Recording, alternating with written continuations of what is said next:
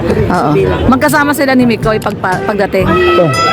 Pwede. Kasi Oo. So Pwede. nagatid kay Krista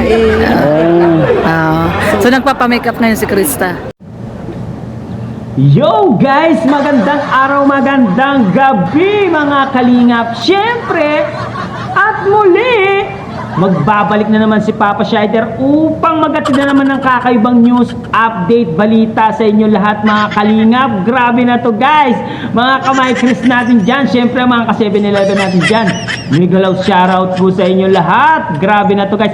For today's video guys, Lahorny TV at Maria Ligaya guys, may bulong sa May Chris at kinilig po sa tambalang May Chris. Ano naman kaya ang pinag-usapan ng dalawa guys?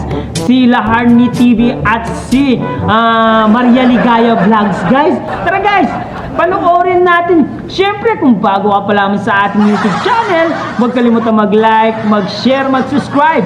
Pahit ang notification bell button para updated kayo sa mga ilalabas natin reaction video mga kalingap. At syempre guys no, huwag kalimutan suportahan sina Kuya Balsan Matubang, Ate Edna Vlogs, Kalingap Rab, Kalingap Team, syempre Kalingap Reactor, Papa Shider TV. Guys, huwag na natin patagalin to guys.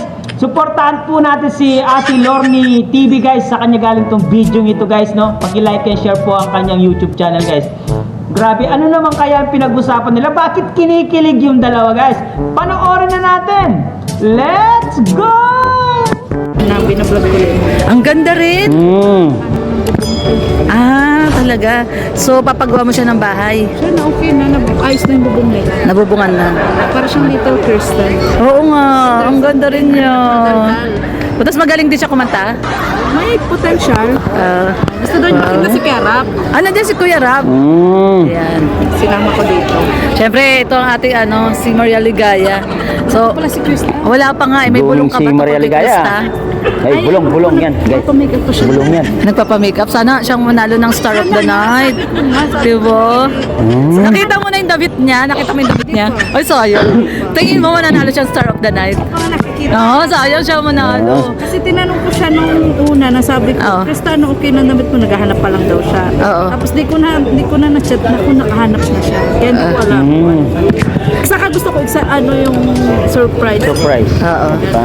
Pero pag nagbotohan mamaya sa Star of the Night, Oo naman, syempre, halaga ko. Oh, siyempre naman. Ito ate lang yung kauna-unahan na grand ball niya ng nabilang kalingap. Kalingap. Oo. Diba nung Last year. naman siya? Oo, pero hindi pa siya yung kasama sa Kalingap Angel. Kumbaga, parang ganito lang yung outfit niya, kulay brown. Oo, naalala ko yun. Ano ka ba? Tapos, siya nasa gilid. Nasa gilid lang siya, nahiya siya. For the first time, doon siya nahiya talaga. Hindi naman siya nahiya. At sanay naman siya sa maraming tao. Tapos, sino ba mag-akala na ngayon Kaya nga angel na siya dito? Oo. Kaya, yun, for sure, parang ma-overwhelm din si Krista. Pagpasok ng mga kasi kasali na siya. Oo. Bilang. Magkasama sila ni Mikoy pagdating. Pwede. Kasi wala si Nicole. Oo. So, Pwede. Kanya nagatid kay Krista so nagpapa-makeup ngayon si Krista. kasi syempre pinaganda niya din itong kalingap. Oo naman, syempre. No, kasi isa sila sa pinaka big three, di ba? Sila ni ng Jom Carl, di ba? Kalingap into siya, nanay pa siya doon. Kaya nga, di ba? Sa big three. Iisipin mo yung mga video ko dati. Pinagambuli ko siya. Sabi ko, Krista, kasi dapat papakantahin namin siya. Ata last year. Sabi niya, ngayon nahiya ako. Tapos sabi mo mga video. Oo, nakita ko nga siya. Sabi ko, nasa gilid nga lang din siya noon kasi yung iya siya. Ang ganda talaga niya. Tsaka alam mo, nung binablog mo pa lang siya, pinapanood ko na siya. Kasi gandang-ganda na ako sa kanya, tsaka galing niyang kumanta. Saka bigla na yung pagsama nga namin ng mga angel namin ni Tata. Kasi kala namin din nun, malaki yung venue. Medyo masikip pa. Doon, sa dulo, tapos umuulan pa.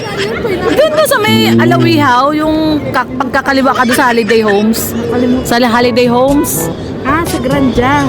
Oo. Oo, yun, doon sa loob na loob. Doon nga. Tapos, yun nga, siguro talagang destiny. Oo, destiny Tapos talaga. yung mga interview ko dati kay Krista na kung ilalabting siya sa medyo mature sa kanya, nagkatungwa talaga mangyari. Di ba? No? Destiny talaga. Kinikilig talaga yung Pero ine-expect mo ba na si Miko yung magiging love team niya? Hindi. Hindi, Hindi. Kasi Kasi, siyempre si Mikoy, kumbaga, nakilala naman namin baguhan. Actually, si Miko, hindi pa siya din nadidiscover ni Kalinga Prab. Pumupunta na siya kila Kuya Brooks. Kasi barkada siya ni Kalingap Dan, di ba? Alam mo ba na, nung time na nakuha na siya at naging leading man siya, tinatanong ko siya, sabi ko, kasi di ba, dati, nalilink siya kay Eden, tsaka kay Eden, tsaka kay Chris. Tinanong ko siya noon. May interview ako sa kanya. Nasa channel ko yun, may interview ako sa kanya noon. Sabi ko, kung ikaw papipiliin, sinong gusto mo? Si Eden o si Krista? Hindi siya, nung naka-vlog ako, hindi siya pumili. Kasi, syempre, di ba, ayaw din yung may masaktan na supporters. Pero nung hindi na ako naka-vlog, pumili siya. Oo, hindi ko sasabihin kung sino. Kinikilig yung dalawa. Yun na yun. Alam na this. Kinikilig. Alam na this. Oo, so. Kinikilig yung si Ate Lorne tsaka So, syempre, si Maria ayan ang Ligaya. ating Sino na andyan tayo? Wala pa. Wala pa kayo. Wala pa kahit isa. Oo, sabay-sabay siguro sila. Sabay-sabay sila. Wala pang angel dyan. Kaya nga, nandito kami sa labas naghihintay kami. Oo, doon nga sa Beauty Empire sila. Oo, nagpapa-make up pa. Ay, ayan na ako, si Julian pa lang. Yan, unang-una, si Julian. Juby.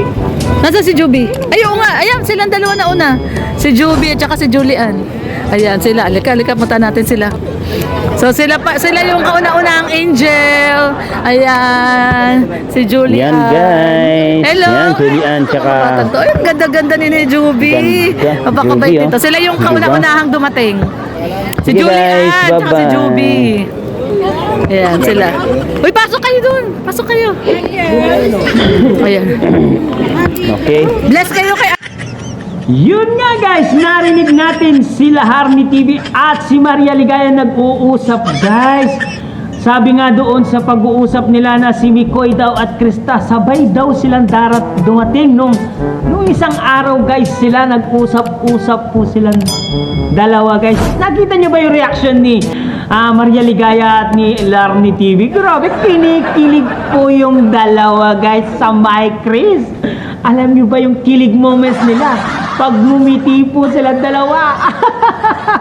Totoo naman guys na nakakakilig po talaga ang tambalang Mikoy at Krista. Tignan nyo, pati mo yung mga may mga edad na po. Talagang hindi napapalagpas yung pagkilig nila kapag ang My Chris ang pinag-uusapan nila, di ba? Talagang nakita ko yung kilig sa dalawa kasi yung spark nila sa isa't isa, Mikoy at Krista, iba kasi yung dating nila pagdating sa mga tao. Kaya marami po talaga ang sumasaya kapag nakikita po nila yung dalawang masaya, dalawang nakikita, nagsasama. Yan, may bulong pa nga itong si Maria Ligaya, di ba? Kasi nga daw, si Mikoy at Krista ay wala pa. Ibig sabihin, sabay daw silang pumunta nung isang araw, di ba? Yan po ang bagong kilig moments ngayon. Kilig-kilig talaga yung dalawa, oh. Ayan guys, no, narinig natin yung usapan nila guys. Wag na natin paabahin pa to guys. Hanggang dito na lang muna guys ang ating reaction video for today's mga kalingap. Syempre, kung bago ka pa lamang sa ating YouTube channel, huwag kalimutan mag-like, mag-share, mag-subscribe. Pahit na notification bell button para updated kayo sa mga ilalabas natin reaction video mga kalingap. Syempre guys, no, huwag kalimutan supportan sina Kuya Balsan sa matupang Ate Edna Vlogs, Kalingap Rob, Kalingap Team, syempre Kalingap Reactor, Papa Shider TV. Syempre narinig na po natin lahat ng mga sinabi nila guys na si Mikoy daw ay may sinabi din kay Laharni TV. Narinig nyo ba yung sinabi niya guys? Hanggang dito lang. I love you all guys. Mama, chup chup. Bye bye.